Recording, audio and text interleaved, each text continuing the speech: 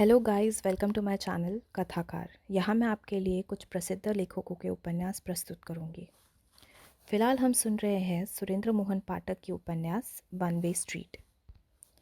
अगर आपको मेरी प्रस्तुति पसंद आती है तो चैनल को सब्सक्राइब ज़रूर कीजिए और लाइक और कमेंट ज़रूर करिए। आपके मनपसंद उपन्यास के नाम कमेंट्स में ज़रूर मेंशन कीजिए। धन्यवाद। प्रिया ने कहा भी तो था कि हेरोइन की एक बड़ी खेप सड़क के रास्ते दिल्ली पहुंचने वाली थी। सड़क के रास्ते, जो कि ट्रांसपोर्टर की तरफ खास इशारा था। मैंने लिस्ट में ट्रांसपोर्टर की एंट्री फिर छांटी। नाम हीरालाल जयपुरिया, कोठी नंबर B26, मालिक जयपुरिया दासानी रोड लिंकस। दासानी के नाम पर मेरा माथा ठनका। क्या वो वही दासानी हो सकता था जिसकी कोठी में पिछली रात मैंने पनाह पाई थी और जिसका उसकी केयर टेकर वैशाली ट्रांसपोर्ट के धंधे में भी दखल बताती थी? हो तो सकता था। ऊपर में उसका इंपोर्ट एक्सपोर्ट का धंधा बताया जाता था। ये तो स्मगलिंग की बड़ी तैयारशुदा बुनियाद मालूम होती थी। मैंने टेलीफोन डायरेक्टरी निकाली।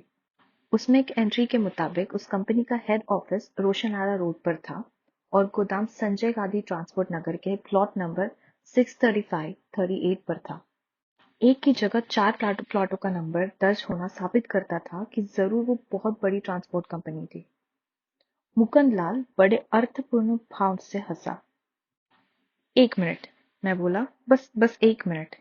ये तेरी लिस्ट की 7वीं एंट्री B26 वाली, जिसके मालिक का नाम तूने हीरालाल जयपुरिया लिखा है। क्या घर में ये जयपुरिया खुद मौजूद था? हाँ। कैसा आदमी था वो? वैसा ही कि जैसे पैसे वाला सारे सेठ होते हैं।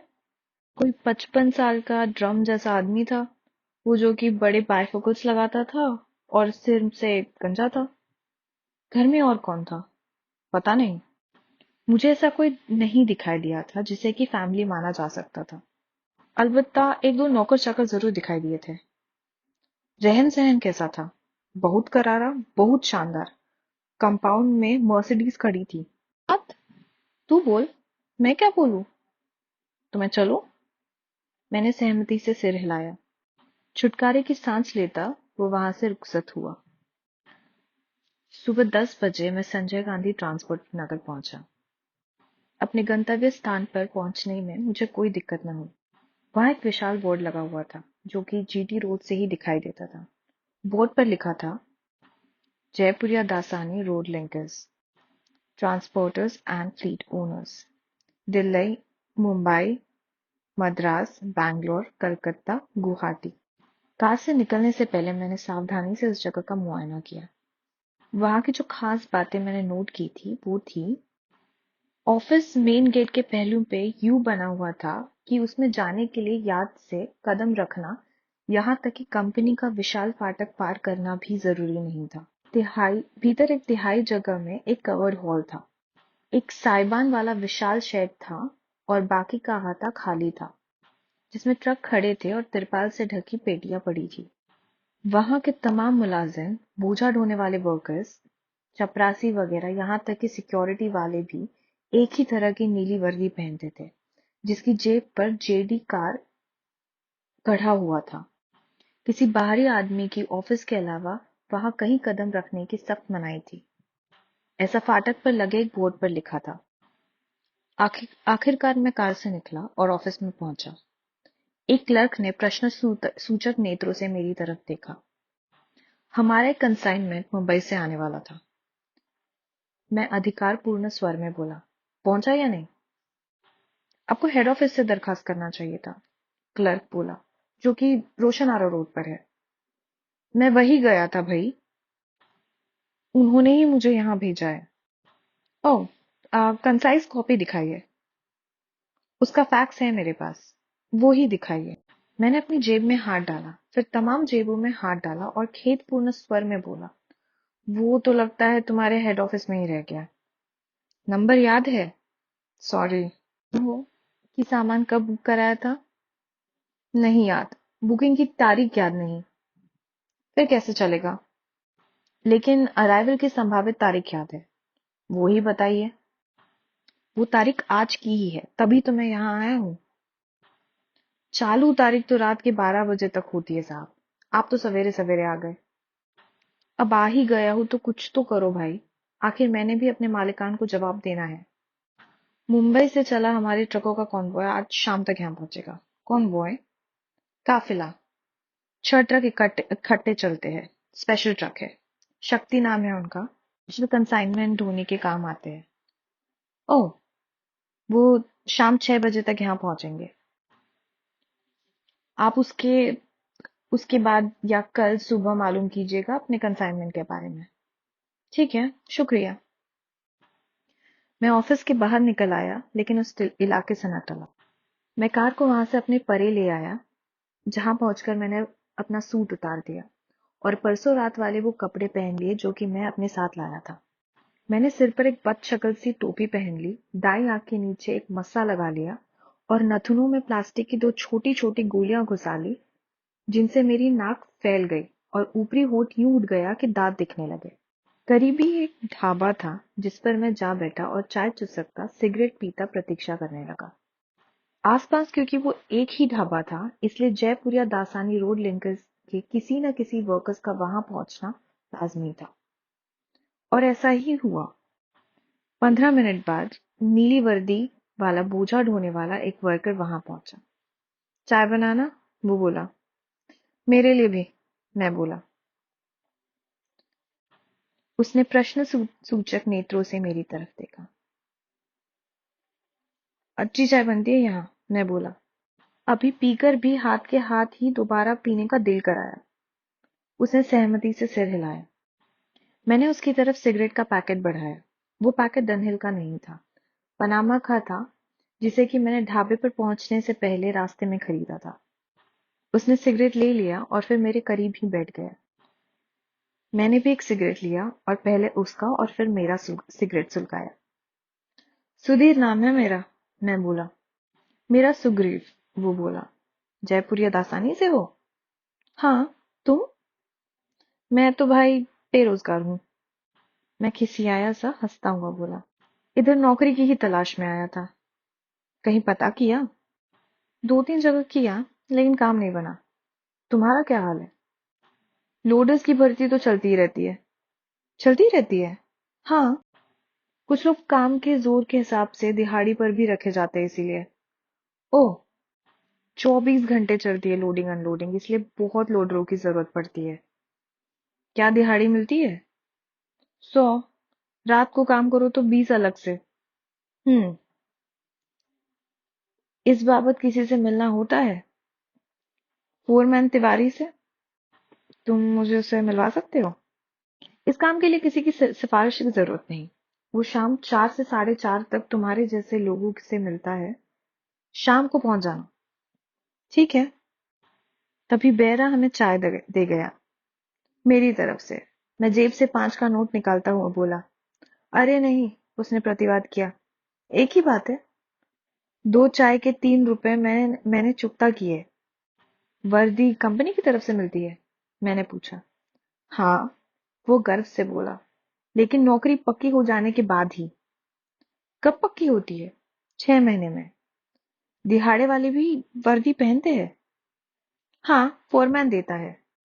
ड्यूटी खत्म होने पर उतरवा लेता है। पक्के लोडरों को भी ऐसी वर्दी मिलती है? नहीं भाई। उसके स्वर में फिर गर्व का पुट आ गया। हमें तो दर्जी के पास भेजा जाता है। दर्जी? किंग्सवे कैंप में है। आदर्श ट्रेलर्स वही कंपनी की वर्दियां सीता है। जिसकी नौकरी पक्की हो जाती है, उसे फोरमैन की दर्जी के नाम स्लिप मिलता है। मैं चलता हूँ। मैंने सहमति से सिर हिला दिया। फिर मिलेंगे। तुम्हारी यहाँ नौकरी लग गई तो मिलते ही रहेंगे। लग जाएगी, शाम को आना। जरूर। मैं किंग्सवे कैंप पहुंचा। आदर्श टेलर्स का बोर्ड मुझे चौक के करीब ही एक दुकान पर लगाई दिखाई दी गया। मैं दुकान पर पहुंचा। जयपुरिया दासानी से आया हूँ, मैं बोला। फोरमैन तिवारी साहब ने भेजा है वर्दी के लिए। पर्ची निकालो। घर रह गई। लेके आओ। कल लाऊंगा। एक वर्दी अभी दे दो, वरना मेरी मुसीबत हो जाएगी। ऐसा नहीं हो सकता। मैं सिक्योरिटी जमा कर दूंगा। क्या जमा करा दोगे? सिकोटरी? सिको क्या? ओ, सिक्योरिटी सिक्योरिटी जमा करा दोगे? हाँ, कल जब पर्ची लाऊं तो वापस कर देना। 300 रुपए चाहिए होंगे, है जेब में? मैंने 300 रुपए उसके हवाले किए। तत्काल उसके रुख में नरमी आ गई। ऐसी पर्ची संभाल के रखनी चाहिए ना, वो बोला। संभाल के ही तो रखी थी, खो नहीं गई, घर ही रह गई है। कल ले आऊंगा। हाँ, वरना 300 रुपए वापस नहीं मिलेंगे। ठीक है। उसने एक सिली हुई वर्दी मुझे ट्राई करवाई। पतलून ढीली है, वो बोला। मैं अभी ठीक है, मैं पेटी बांध लूंगा। अरे आधे घंटे का काम है, फौरन काम पर लौटना है, मेहरबानी करो। उसने वर्दी मुझे सौंप दी। मैं वहां से रुखसत हुआ। शाम 4 बजे फॉरमैन के सामने पेश होने का मेरा कोई इरादा नहीं था। वो मुझे रिजेक्ट कर सकता था। वो मुझे बतौर सुधीर कोहली पहचान सकता था। उस ट्रांसपोर्ट कंपनी के अहाते में दाखिल होने का मैं कोई और ही जरिया आजमाना चाहता था। मैं अपने ऑफिस पहुंचा। रजनी रिसेप्शन पर मौजूद थी। उसने मेरा अभिवादन किया। अभिवादन का जवाब देता मैं अपने कक्ष में पहुंचा। वहां सबसे पहले मैंने पुलिस हेडक्वार्टर्स में इंस्पेक्टर यादव का नंबर मिलाया। Kohli reporting boss. जवाब मिला तो मैं बोला, अभी जिंदा हूँ? यादव बोला, अभी हूँ, अलबत्ता जान आई गई कई बार हुई। फिर तो खूब हाथ पांव मारे हो रहे होंगे। जाहिर है। क्या जाना? कैसे जाना कि कुछ जाना? अरे जब हाथ पांव मार रहे हो तो कुछ जाना ही होगा। कुछ खास नहीं जाना। आम ही बताओ, क्या जाना? आम भी कुछ नहीं जाना, बस धक्के ही खाए। कोहली, पीडी के धंधे में पुलिस से असहयोग नहीं चल सकता। बिल्कुल ठीक कहा। पुलिस से ऐसे असहयोग तो वैसे भी नहीं चल सकता।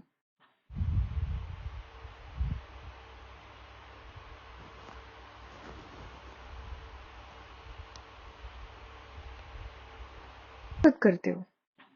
गाड़ी लाल बत्ती से निकाल ले जाता हूँ और 100 रुपए का चालान भरता हूँ। पॉल्यूशन चेक नहीं करता इसलिए 1000 रुपए का चालान भरता हूँ। एक्सपायर्ड लाइसेंस को रिन्यू नहीं करवाता इसीलिए लगे बकवास करने। कहने का मतलब ये है कि मैं पुलिस के पब्लिसिटी स्लोगन पर पूरा अमल करता हूँ। Publicity slogan? कौन सा publicity slogan? Help your local police, bribe a cop today. क्या? अपनी स्थानीय पुलिस की सहायता कीजिए, आज ही एक सिपाही को रिश्वत दीजिए। कोहली, बाय गॉड, अभी पकड़ मंगवाऊंगा और जेल में बंद कर दूंगा। किस इल्जाम में? लंबी लिस्ट है मेरे पास इल्जामों की, खुद ही कोई सा छाट लेना। मैं मजाक कर रहा था। मुझे मालूम है, किसी और के साथ ये बकवास करोगे तो महंगी पड़ेगी, समझे? समझा। दूसरी तरफ रिसीवर पटक दिया गया। मैंने बाहर मेन टेलीफोन पर बजर देकर रजनी को भीतर बुलाया। बैठ, मैं बोला। वो मेरे सामने एक कुर्सी पर बैठ गई। मैं एक खास बात बताना चाहता हूँ, गौर से सुन। मैं नहीं। मैंने हैरानी से उसकी तरफ देखा। क्या तू नहीं? मैं भी खास बात नहीं सुन सकती, गौर से तो हरगिज नहीं सुन सकती। क्यों भला? बस नहीं सुन सकती। अरे अभी जान तो ले कि खास बात क्या है। मुझे मालूम है। तुझे मालूम है? मैं अभी आपसे शादी नहीं कर सकती। क्या? मेरा इस महीने का प्रोग्राम फुल है। मैंने किसी से कमिट किया हुआ है। आप अगले महीने या उसके अगले महीने अर्जी लगाइएगा। हे भगवान, हे भगवान। वो होठ दबाकर हंसी। इतनी जुबान दराजी, वो भी अपने एम्प्लॉयर से। वो फिर हंसी। उम्र क्या होगी तेरी? 18 साल। और कुछ महीने। ओह, कुछ महीने? कितने महीने? 60 महीने। यानी कि 23 की है तू? नकद। ज्यादा की होगी। क्यों भला? इतनी गोली मार देने लायक कमबख्त तू 23 साल में ही कैसे हो सकती है? वो हंसी। मैं तुझे खींगी करने की तनख्वाह देता हूँ? ये काम मैं फ्री में करती हूँ, 100 बार बताया। अब फ्री का काम बंद कर और संजीदगी से मेरी बात सुनाइए। सुन, वो जो तेरी कजिन है वैशाली, जो कि किसी दासानी की कोठी की हाउसकीपर है, उसके बाबत मैं कुछ कहना चाहता हूँ। वो बहुत कैरेक्टर वाली लड़की है, नहीं मानेगी। क्या नहीं मानेगी? वही जो आप मनवाना चाहते हैं। फिर शुरू हो गई कमबख्त। यानी कि वो बात नहीं है। नहीं, वो बात नहीं है। फिर क्या बात है? फिर तो जो मर्जी कहिए। हाँ, तो आप कह रहे थे। मैंने पता लगाया है कि वो दासानी ट्रांसपोर्ट कंपनी में पार्टनर है। आपने कौन सा तीर मारा इसमें? वो तो वैशाली नहीं आपको बताया था कि वो एक रोड ट्रांसपोर्ट के धंधे में था? लेकिन ये नहीं बताया था कि वो किसी के साथ पार्टनरशिप में इस धंधे में था। ये नहीं बताया था कि उसका पार्टनर कंपनी कौन था, ट्रांसपोर्ट कंपनी का नाम क्या था और वो कहाँ थी। ये सब आप जान गए? हाँ, खबरदार जो मेरे काबिल जासूस होने पर की तबसरा किया या मुझे की शाबाशी दी। Never sir. आपकी खुशी के लिए मैं कबूल करने को तैयार हूँ कि आप काबिल जासूस नहीं है और शाबाशी के लायक आपने कोई काम नहीं किया, जो कि तेरा मेरे पर एहसान है तो सही। एहसान नहीं तो एम्प्लॉयर की हाँ में हाँ मिलाना ओबीडियंस तो है ही। अरे कम वक्त, क्यों बात को कहीं से कहीं घसीट के लेके जाती है? वो होठ दबा के हंसी। ठीक है, दफा हो। मैं जाके वैशाली से ही बात करता हूँ। वो नहीं करेगी। उससे बात करने के लिए मेरे से पर्ची कटवानी पड़ती है, इसलिए जो कहना है यही कहिए। कैसे कहूँ? कहने तो तू देती नहीं, मुंह पकड़ लेती है। अब कहिए। संजीदगी से सुनेगी? हाँ। वो ट्रांसपोर्ट कंपनी जिसका मैंने जिक्र किया, जयपुर या दासानी रोड लिंकर्स के नाम से जानी जाती है, और कंपनी का विशाल गोदाम संजय गांधी ट्रांसपोर्ट नगर में है। समझ गई? हाँ। आज शाम को अंधेरा होने के बाद मैं उस गोदाम में दाखिल होना चाहता हूँ। क्यों? क्यों को तू छोड़। मिस्टर पांडे के कातिल की तलाश में आप ऐसा करना चाहते हैं? एग्जैक्टली, यही बात है। आगे बढ़िए। वहां सिक्योरिटी का ऐसा इंतजाम है कि मैं ये काम किसी की मदद के बिना नहीं कर सकता। और इस वक्त जो मददगार मुझे दिखाई दे रहा है वो तेरी कजिन वैशाली है। वो क्या कर सकती है? कैसे कर सकती है? वो दासानी की हाउसकीपर है और दासानी ट्रांसपोर्टर्स कंपनी का पार्टनर है। अव्वल तो वैशाली को वहां का सीनियर स्टाफ वैसे ही जानता होगा। नहीं जानता होगा तो वो खुद जानवा देगी। फिर क्या होगा? परसों जब मैं दासानी की कोठी से रुखसत हुआ था तो मैंने वहां एक कंपाउंड में एक एम्बेसडर कार खड़ी देखी थी। मैं उस कार की डिक्की में बड़ी आसानी से समा सकता हूँ। मुझे यकीन है कि उस कार पर जब वो वहां पहुंचेगी तो उसे कार को बाहर ही पार्क करने को नहीं कहा जाएगा। जरूर उसके लिए फाटक खोला जाएगा और उसे कार भीतर ले जाने की इजाजत दी जाएगी। एक बार कार के भीतर अहाते में पहुंच जाने के बाद मैं कोई मौका ताड़कर कार में से निकल जाऊंगा और जाकर लोडरों के भीड़ में मिक्स हो जाऊंगा, जहां की आप कौवों में हंस की तरह साफ पहचाने जाएंगे। ऐसा नहीं होगा। मैं भी कौवा बनकर ही जाऊंगा। ओह, लेकिन फिर भी आप वहां उन लोडरों में नए होंगे, अजनबी होंगे। मैंने मालूम किया है कि रात पाली में वहां नए अजनबी लोडरों की मौजूदगी आम बात है। मुझे कोई देखेगा तो यही समझेगा कि मैं दिहाड़ी वर्कर था और मुझे उसी रोज भर्ती किया गया था। ओह। वो एक क्षण ठिठकी और फिर चिंतित भाव में बोली, ये जोखिम का काम नहीं? उस घड़ी उसके स्वर में अपने लिए चिंता का पुट मुझे बहुत अच्छा लगा। है जोखिम का काम, मैं बोला, लेकिन अगर मैंने पांडे के कातिल तक पहुंचना है तो ये जोखिम मुझे उठाना जरूरी है। वैशाली वहां पहुंचने की वजह क्या बताएगी? कह देगी कि उसे फोन पर मैसेज मिला था कि वहां दासानी साहब के नाम कोई कंसाइनमेंट पहुंचा था जिसे कि वो लेनी आई थी। असल में तो ऐसा कोई कंसाइनमेंट नहीं पहुंचा होगा। ये बात तब वहां की मुद्दा नहीं बनेगी। उस वक्त यही समझा जाएगा कि कंसाइनमेंट पहुंचने में देरी हो गई है। बाद में तो किसी को याद नहीं रहेगी, या फिर समझा जाएगा कि उसकी डिलीवरी रोशन और आरा रोड पर से ले गई थी। आई सी। मुझे ये बहाना सूझा है। वैशाली का फेरा लगाने का अगर इससे कोई बेहतर बहाना सूझ सकती है तो और भी अच्छा है। मैं उससे बात करती हूँ। हाँ कर, लेकिन ये बात जैसी भी बने बननी चाहिए। बात तो बन जाएगी। बहाने बनाने का तो लड़कियों का खास तजुर्बा होता है, लेकिन बात में फच्चर तो कहीं और फंसा हुआ है। क्या मतलब? वैशाली को कार तो चलानी ही नहीं आती। रजनी, मैं भड़क कर बोला, सत्यानाश हो तेरा। ये बात तू मुझे सारी कथा हो चुकने के बाद आखिर में बता रही है। मुझे अभी सूझी, अभी सूझी।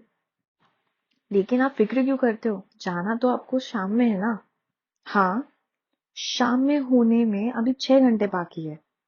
तो वो सीख लेगी। सीख लेगी 6 घंटे में। क्या बड़ी बात है? जब सिखाने वाली मैं हूं तो क्यों नहीं सीख लेगी?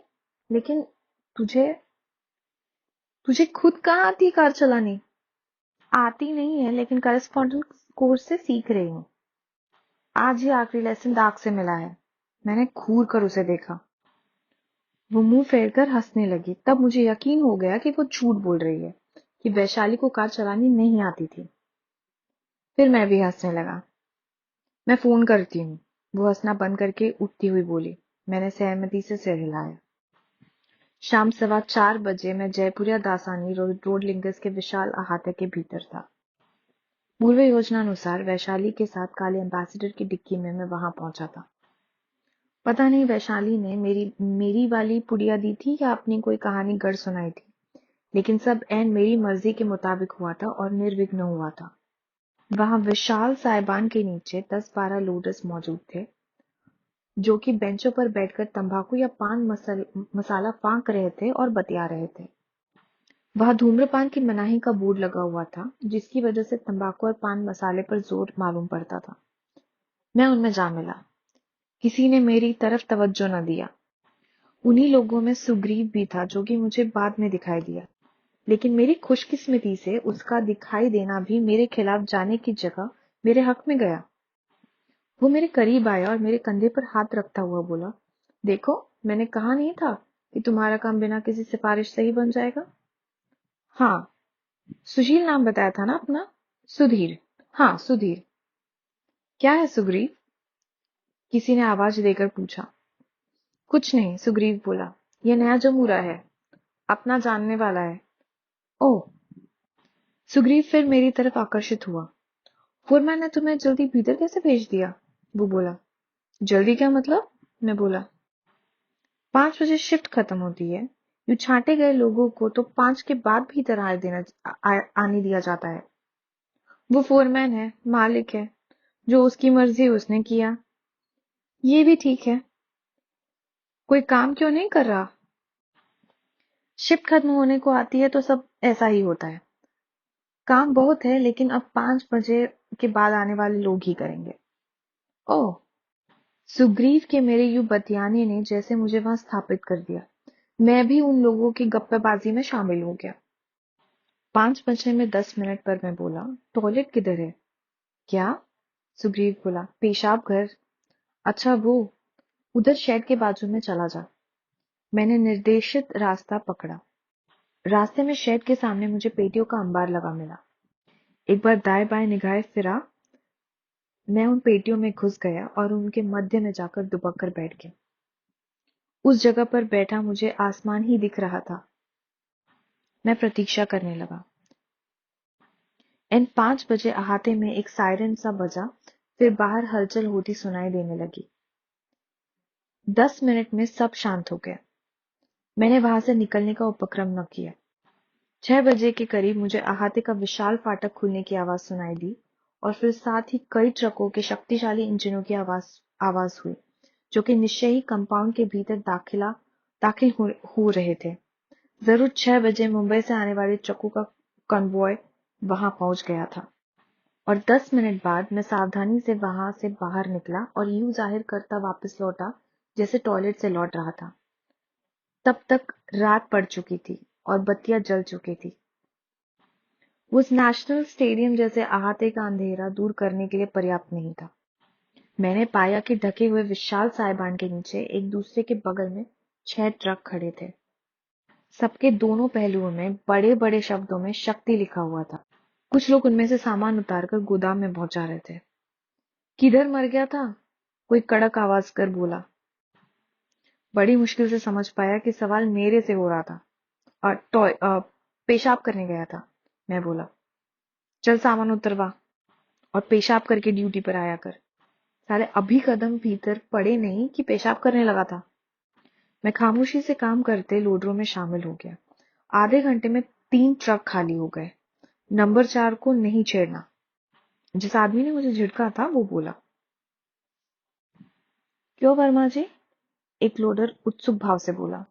ये ऐसे ही गाजियाबाद जाएगा। इसमें पेपर मिल की मशीनरी का पुर्जा है। ड्राइव शाफ्ट कहते हैं उसे। खास मुंबई से मंगवाया था, सीधा मिल जाएगा। पेपर मिल में मशीनरी में कुछ ना कुछ टूटता ही रहता है वर्मा जी। मेरे ख्याल से ऐसे ही पिछली बार कोई फीड पाइप आया था और उसकी पिछली बार कोई पिलर आया था। चल चल काम कर अपना। तेरा क्या मतलब इन बातों से? वो तो है। साले पुर्जे टूटते हैं तो मालिकों का नुकसान होता है, तुझे क्या तकलीफ होती है? ठीक, काम कर काम। मैं पेटी उठाकर गोदाम की तरफ गया तो उस बार लौट कर न आया। मुझे हर क्षण कड़कती हुई पुकार का अंदेशा था, लेकिन वैसा न हुआ। वर्मा या वहां से चला गया था या उसकी तवज्जो मेरी तरफ नहीं थी। लोडरों की तवज्जो एक आदमी की घट बढ़ की तरफ शायद जाती थी नहीं थी। और आधे घंटे बाद अनलोडिंग मुकम्मल हो गई और साइबान और शेड के बीच मची हलचल बंद हो गई। 8 बजे के करीब 2 वॉचमैनों ने आकर गोदाम का विशाल फाटक बंद कर दिया और उस पर बड़े बड़े ताले जड़ दिए।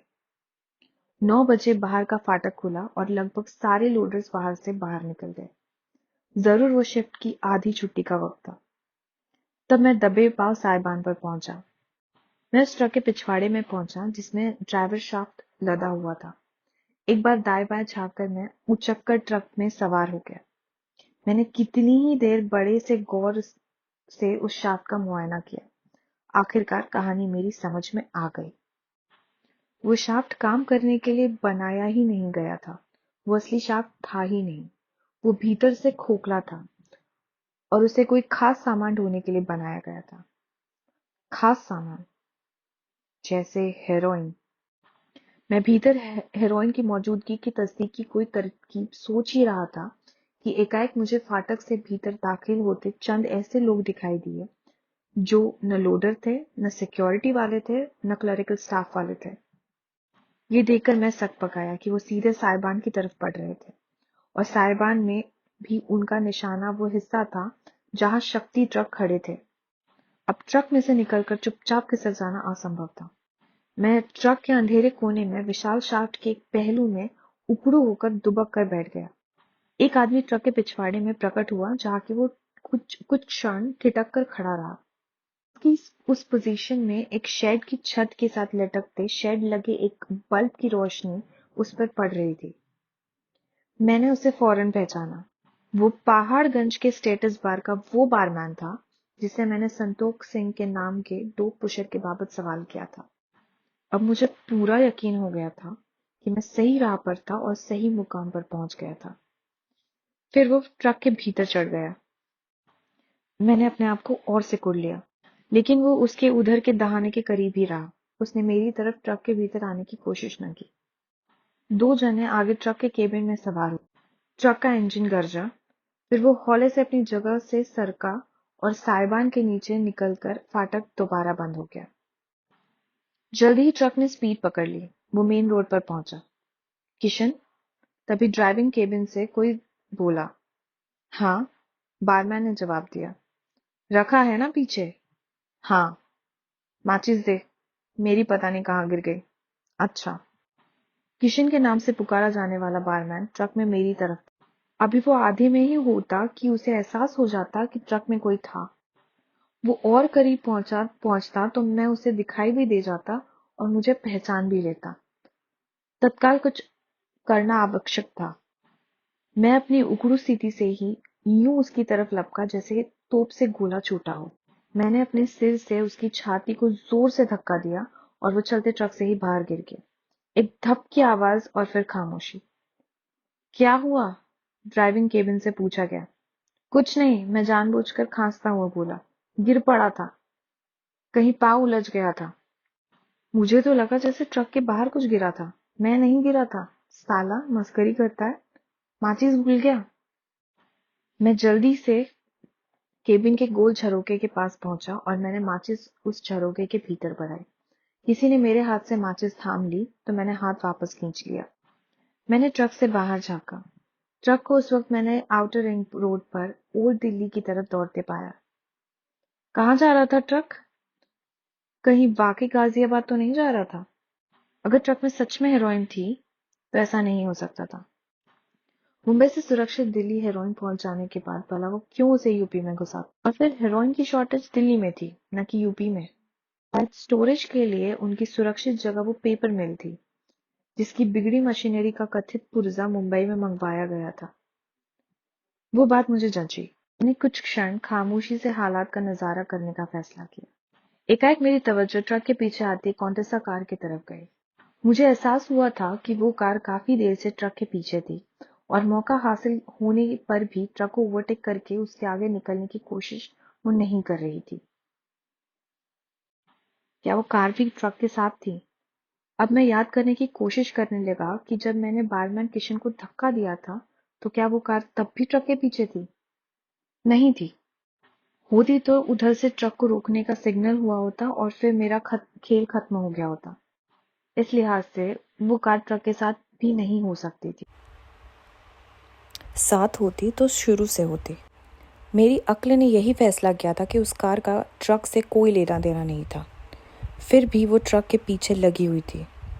या वो महज इत्तेफाक था? बुराड़ी चौक पर पहुंचकर ट्रक बाय बुराड़ी गांव की तरफ मुड़ी। उधर से गाजियाबाद का कोई रास्ता नहीं था, यानी कि पुर्जा पेपर मिल का नहीं था। कॉन्टेसा कार उधर ही मुड़ी। पता नहीं ट्रक ड्राइवर को अपने पीछे उस कार की मौजूदगी की खबर थी या नहीं। ट्रक उस नए रास्ते पर अभी कोई 1 किलोमीटर आगे बढ़ा था कि कॉन्टेसा कार तब पहली बार उसका पीछा छोड़कर उसके दाएं पहलू में पहुंची। फिर कार का हॉर्न बजा। ट्रक एक क्षण को धीमा हुआ, लेकिन तत्काल ही उसने फिर रफ्तार पकड़ ली। कार की रफ्तार भी तेज़ हुई और तब उसका हॉर्न बार बार बजने लगा। प्रत्यक्षतः ट्रक को रुकने का इशारा किया जा रहा था, लेकिन ट्रक वालों का वो इशारा कबूल करने का कोई इरादा मालूम नहीं होता था। फिर एकाएक फायर की आवाज़ हुई। साथ ही कोई शीशा चटकने की आवाज़ हुई। ट्रक को इतनी ज़ोर से ब्रेक लगी कि मैं अपना संतुलन खो बैठा। बड़ी कठिनाई से मैंने अपने आप को धड़ाम से ट्रक पे फर्श पर गिरने से बचाया। एक बार फिर फायर की आवाज़ हुई। फिर ब्रेकों की चरचराहट के साथ ट्रक रुका। पहली गोली चलने के बाद से ही मुझे अफसोस होने लगा था कि मैं हथियारबंद नहीं था। मेरे पास लाइसेंस शुदा रिवॉल्वर थी, लेकिन मैं उसे अपने साथ नहीं ला सकता था क्योंकि मुझे मालूम नहीं था कि गोदाम में दाखिले की निकासी के वक्त लोडरों की तलाशी होती थी या नहीं होती थी। किसी वैकल्पिक हथियार की तलाश में मैंने ट्रक के अंधेरे में इधर उधर हाथ मारा तो मेरा हाथ एक लोहे की छड़ लगी। फिर मैं चुपचाप कार से विपरीत दिशा में ट्रक के बाहर कूद गया और मैंने उधर के डबल टायरों की ओट ले ली। उसी क्षण ट्रक के ड्राइविंग केबिन का मेरी ओर का दरवाज़ा खुला और पके आम की तरह एक आदमी बाहर टपका। उसके हाथ में रिवॉल्वर थी जो उसके नीचे गिरते ही छिटक कर परे जा पड़ी। मैंने चुपचाप वो रिवॉल्वर अपने कब्जे में कर ली, लेकिन छड़ को भी तिलांजलि न दी। रिवॉल्वर को मैंने पूरी भरी पाया, यानी कि उसके मालिक को एक भी गोली चलाने का मौका नहीं मिला था कि वो खुद ही गोली खा गया था। अब रात के सन्नाटे में रह रहकर गोलियां चल रही थी। साफ पता चल रहा था कि गोलियां न केवल ट्रक की तरफ से चल रही थी, बल्कि ट्रक के तरफ से भी चल रही थी। मेरा क्योंकि फायर में फंस जाने का कोई इरादा नहीं था, इसलिए मैं ट्रक के नीचे घुस गया। फिर एकाएक केबिन से एक घुटी हुई चीख की आवाज़ निकली, गोली मत चलाओ। साथ ही कोई कराहता सा बोला, गन बाहर फेंको। एक बारी रिवॉल्वर बाहर सड़क पर आ गिरी। बाहर कूदो, हुक्म हुआ। मैं घायल हूँ, मुझे गोली लगी है, कूदो। ट्रक में से ड्राइवर बाहर कूदा। उसने अपने हाथ सिर पर खड़े कर दिए। कार की ओट में से एक साया प्रकट हुआ। उसका रिवॉल्वर वाला हाथ ड्राइवर की तरफ उठा और उसने पॉइंट ब्लैंक ड्राइवर को शूट कर दिया। ड्राइवर पछाड़ खाकर ट्रक के पहलू में गिरा, फिर सन्नाटा छा गया। मैं ट्रक के नीचे से परे की तरफ सरक गया। मैं चुपचाप उधर से ट्रक के केबिन में सवार हुआ और सिर झुकाए स्टीयरिंग के पीछे सरक गया। ऊंचाई से मैंने खिड़की की ओर निगाह दौड़ाई तो पाया कि ड्राइवर के मृत शरीर के अलावा भी 2 शरीर फर्श पर लुढ़के पड़े थे। जो तीसरा अपने पैरों पर खड़ा था और जिसने ट्रक ड्राइवर को झूठा आश्वासन देकर शूट किया, वो भी घायल था, क्योंकि तब वो अपना बायां कंधा थामे कॉन्टेसा के हुड के सहारे खड़ा था और ज़ोर ज़ोर से हाँफ रहा था। गुड। मैंने एकाएक इंजन स्टार्ट किया और ट्रक को गियर में डालकर अंधाधुंध सामने दौड़ाया। पीछे से कोई हैरानी से चिल्लाया। फिर एक फायर हुआ जो कि ट्रक से पता नहीं कहाँ टकराया। फिर एक खाली चैम्बर घूमने को क्लिक क्लिक। बढ़िया। लेकिन मैं अभी खतरे से बाहर नहीं था। वो कॉन्टेसा पर मेरे पीछे आ सकता था। अलबत्ता ये बात मेरे हक में थी कि वो घायल था, जबकि मेरे साथ ऐसी कोई दुश्वारी नहीं थी। ऊपर से एलिमेंट ऑफ सरप्राइज भी मेरे हक में था कि वो नहीं जानता था कि मैं कौन था। मैंने ट्रक को अंधाधुंध सामने दौड़ाया। कॉन्टेसा मुझे अपने पीछे आते दिखाई न दी। ट्रक स्वेच्छा से बुराड़ी वाली सड़क पर मुड़ा था। इसका मतलब था कि उसका गंतव्य स्थल उधर ही कहीं था, जहाँ की उसके आगमन की प्रतीक्षा हो रही थी। यूँ मैं अनजाने में ही उस जगह पर पहुँच सकता था और फंस सकता था। लिहाजा मेरे लिए वो रास्ता छोड़ना ज़रूरी था।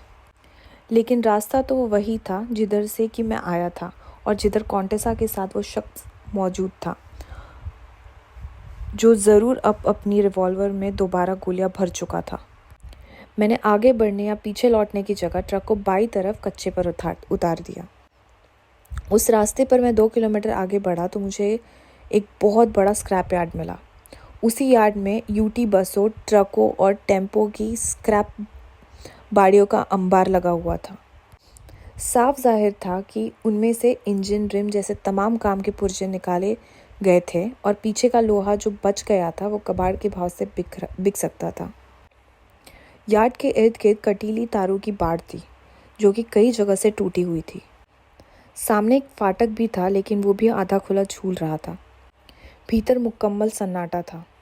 वहाँ किसी के होने की संभावना नहीं थी। फिर भी मैंने कई बार आवाज़ लगाकर इस बात की तस्दीक करी। आखिरकार मैंने नीचे उतरकर फाटक को पूरा खोला और ट्रक को भीतर दाखिल किया। मैंने उसे स्क्रैप के एक बहुत बड़े और ऊंचे पहाड़ के बीच में ले जाकर खड़ा मैंने हेडलाइट्स बुझाई, इंजन बंद किया, डैशबोर्ड में बने बक्से में हाथ मारा। जैसा कि उपेक्षित था, वहाँ एक शक्तिशाली टॉर्च मौजूद थी। मैंने टॉर्च संभाली और केबिन से नीचे कूदा। मैं ट्रक के पीछे पहुंचा। लोहे की छड़ तब भी मेरे कब्जे में थी। मैंने वहीं कहीं से एक ईंट भी अपने कब्जे में कर ली थी और ट्रक के भीतर चढ़ गया। मैं शाफ्ट के पहलू में पहुंचा। टॉर्च से बारीकी से उसका मुआयना करने के बाद मैंने स्थान पर छड़ का एक सिरा टिकाया और उसे ईंट से हथौड़े की तरह ठोका। मैंने 8-10 प्रहार ही किए थे कि छड़ शाफ्ट के भीतर घुस गई थी, जो कि इस बात का पक्का सबूत था कि मेरे पहले अंदाजे के मुताबिक शाफ्ट भीतर से खोखला था। मैंने छड़ वापस खींच ली और शाफ्ट में हुए छेद पर टॉर्च की रोशनी डाली। काले शाफ्ट के छेद से मुझे सफ़ेदी की झलक मिली। मैंने शाफ्ट में एक उंगली डाली तो वो महीन पीसी चीनी जैसे पाउडर में लिथड़ गई। मैंने उसे नाक के पास ले जाकर सूंघा, उसके एक कण से अपनी ज़ुबान लगाई। तत्काल मुझे यकीन हो गया कि हेरोइन से शाफ्ट भरा पड़ा था। शाफ्ट के आकार बताता था कि भीतर से मौजूद हेरोइन 50 से 60 किलो तक हो सकती थी, यानी कि 50-60 करोड़ रुपए का माल, यानी कि दिल्ली शहर की कम से कम 1 साल की सप्लाई एक ही बार में एक ही जगह मौजूद, यानी कि हज़ारों लाखों लोगों की मौत का एक मुश्त सामान। ट्रक से टेप तलाश करके मैंने अच्छी तरह वो छेद को बंद कर दिया और ट्रक की एक साइड के पल्ले खोलकर उसे नीचे लटका दिया। फिर बड़ी मेहनत से मैंने शाफ्ट को उधर से नीचे ज़मीन पर लुढ़क जाने दिया। ट्रक से उतरकर छड़ को लिवर की तरह इस्तेमाल करते हुए मैंने शाफ्ट को और परे लुढ़क जाने दिया और फिर उसे स्क्रैप से ढक दिया। अब कोई नहीं कह सकता था कि स्क्रैप के नीचे कुछ और भी मौजूद था। अंत में मैं वापस ट्रक में आ बैठा। मैंने एक सिगरेट सुलगा लिया और सोचने लगा, इतनी हेरोइन कब्जा लेने के बाद अब तो मैं भी ड्रग लॉर्ड कहला सकता था, फिल्दी रिच कहला सकता था। उस ख्याल से मुझे कोई सुकून हासिल न हुआ, जो कि मेरी खुशकिस्मती थी। लेकिन वो एक तुरुप का पत्ता मेरे हाथ में था, जो कि मुझे कई बाजियां जितवा सकता था। अब हरीश पांडे के हत्यारे को मैं दाव पर लगाकर दाव जीत सकता था। वह ख्याल मुझे बहुत सुखद लगा। मैंने सिगरेट का आखिरी कश लगाकर उसे खिड़की से बाहर फेंका और ट्रक का इंजन स्टार्ट किया। मैं अपने फ्लैट पर पहुंचा।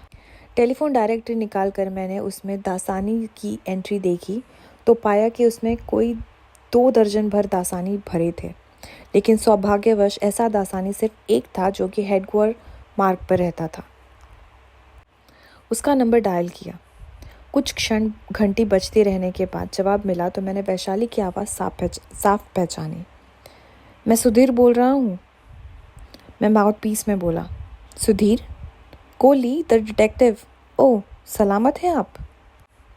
हाँ, न सिर्फ सलामत हूँ बल्कि मेरा काम भी हो गया है। फिर तो मुबारक हो आपको। क्या सिर्फ यही बताने के लिए फ़ोन किया? नहीं, वजह तो कोई और भी है। क्या वजह है? वैशाली, तुम्हारी मदद के बिना मेरा काम नहीं हो सकता था। तुमने जो मदद की है उसके लिए मैं तुम्हारा शुक्रगुजार होना चाहता हूँ। हो लीजिए, क्या मनाही है? आप थैंक यू बोलिए, मैं इधर से मेंशन नोट फेंकती हूँ। तुम्हारे एहसान का बदला मैं सिर्फ थैंक यू बोल देने से नहीं चुकाया जा सकता। तो मैं तुम्हें एक ट्रीट देना चाहता हूँ। ट्रीट? मुझे? हाँ। क्या ट्रीट देना चाहते हैं मिस्टर कोहली? मैं तुम्हें डिनर पर इनवाइट करना चाहता हूँ। इस वक्त, जबकि मैं डिनर कर भी चुकी हूँ। आज नहीं, कल। ओह, कल? कहाँ ले जाएंगे मिस्टर कोहली? जहाँ तुम चाहो। हम तो मेज़बान की मर्ज़ी से चलते हैं। अब्बा। डिफेंस कॉलोनी में है। 3 in 1 जगह है। Restaurant, disco, night club. Decent जगह है ना? हाँ, बहुत। ठीक है, हमें आपका निमंत्रण कबूल है। हमें? वो भी तो साथ चलेगी ना? हाँ हाँ, प्रत्यक्ष। मैं बोला, क्यों नहीं, ज़रूर। वो यही है, बात करेंगे? नहीं, ज़रूरी नहीं। अब कल ही बातें होंगी। अब बोलो, कैसे मुलाकात होगी? हम अब्बा पहुंच जाएंगे। आप टाइम बोलिए। 8 बजे? ओके, 8 बजे। Good night. संबंध विच्छेद हो गया।